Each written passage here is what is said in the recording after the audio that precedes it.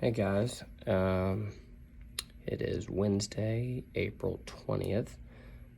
Thought I'd make a video here. I did make a video last week, but I did not post it.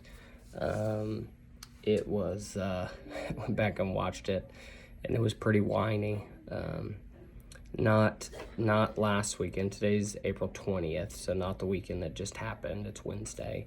But the weekend before, I kind of had a meltdown, and went on a bike ride and didn't eat breakfast, or I ate something, I just didn't eat enough, and there was 25-mile-an-hour winds, and I did 90 miles or so, and I ran out of water that day and kind of imploded.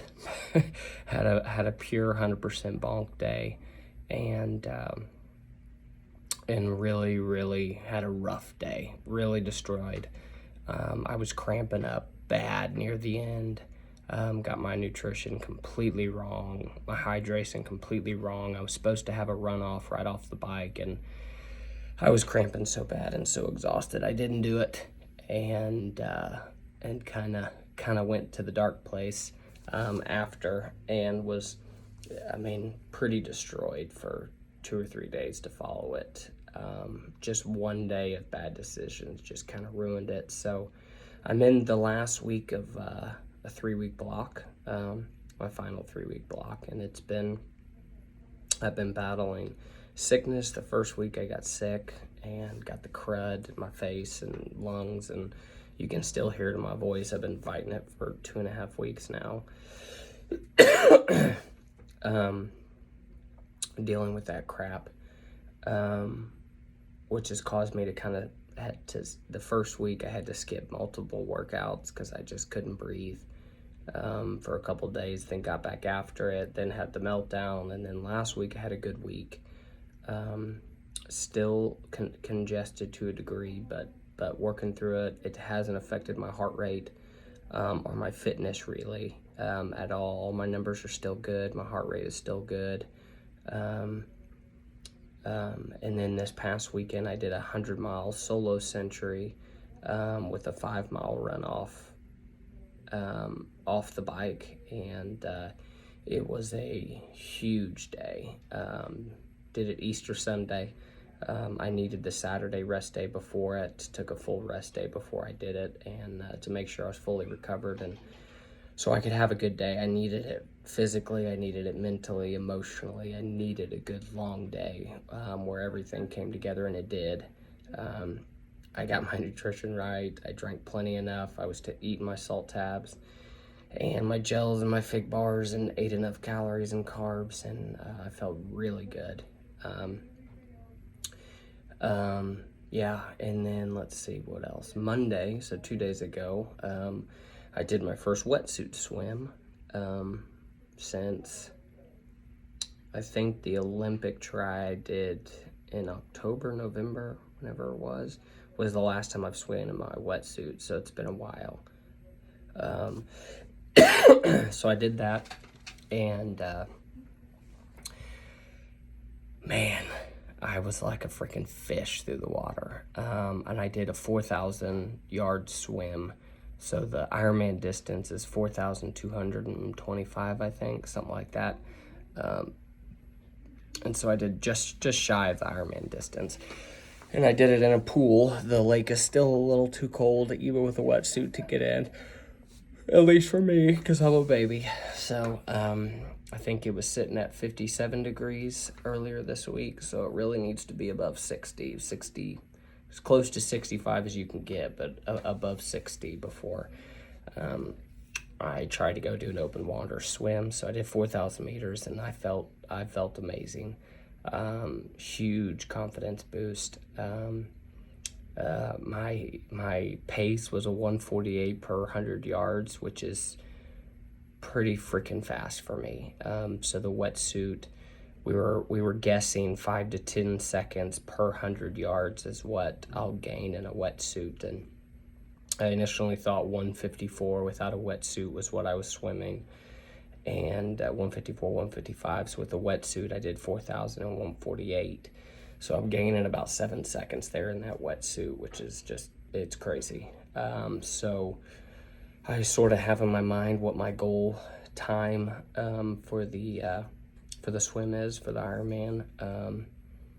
And I built in some cushion there for me to have a panic moment, or get kicked in the head and I need to fix my goggles, or get halfway through and just need to grab a boat and take a breather and just reset myself. So I built in some fluff time in there, so I have a general idea of a goal and what I'm comfortably capable of for the swim. So excited. Like I said, today's the last big block of training, or this week.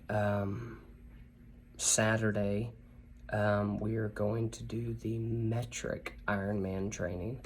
I think I've talked about it before, but so I'll do the distance of the Ironman in kilometers rather than miles. So I'll start with, instead of a 2.4 mile swim, I'll do 2.4 kilometers. Instead of 112 miles on the bike, I'll do 112 kilometers, which is 70 miles or so. And then a 16-mile run, which is 26 kilometers. So that's going to be Saturday. And I'm treating it as it's race day, so I'll get up around the same time, most likely, make a good calorie, carb-full breakfast, and get in the water around 6:30, and do my swim, and then meet some of the other guys to start on the bike together. That'll probably be the only time we're together, to be honest. And there are some guys that I think are a little faster than me on the bike. Let me rephrase that. They are able to go harder on the bike than I am, because they're stronger runners, really. I'm not that strong of a runner, and if I go too hard on the bike, I'll blow up on the run, which I can't do. So, and I have a tendency to find my inner Steve-O, as the guys say, and go all out on the bike, and which just hurts me and everybody else trying to hang on my wheels. So, not going to do that. And we'll do 70 miles. We're going to do one loop of the course plus Avery Road, a little extra to give us to 70, and then run 16 miles on Riverside. So it'll be a big day. For me physically, it'll be a huge load. Mentally, yeah. And I've got my nutrition plan down, or what I hope to be. After that day, it'll be, we'll be able to make adjustments to the nutrition. If I'm not eating enough, or if I get on the run and realize my stomach can't handle certain things. So I'm excited. It's a big weekend coming up. Then I'll have a rest week, or a recovery week. So I'll still be working out, but the volume will be way less. And after that week, then I'll have one more full week, completely loaded. It'll be a real hard week. Lot of volume. I don't know if we're going to have a lot of hard, big intervals or anything, but there'll be a lot of volume in that week. And then 2 weeks of taper. And then we're there. We're 4.5 weeks away. So I'm excited. Thanks, guys, for watching. I hope to see you guys all out there. If you got your t-shirt, thank you for getting a t-shirt. I think Chelsea made a post that we're planning on donating a few bucks, basically, of every t-shirt bought to Ainsley's Angels, which is super cool.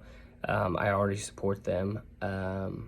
They're a super cool organization. If you don't know about them, you should check them out, Ainsley's Angels. So anyways, thanks guys, bye.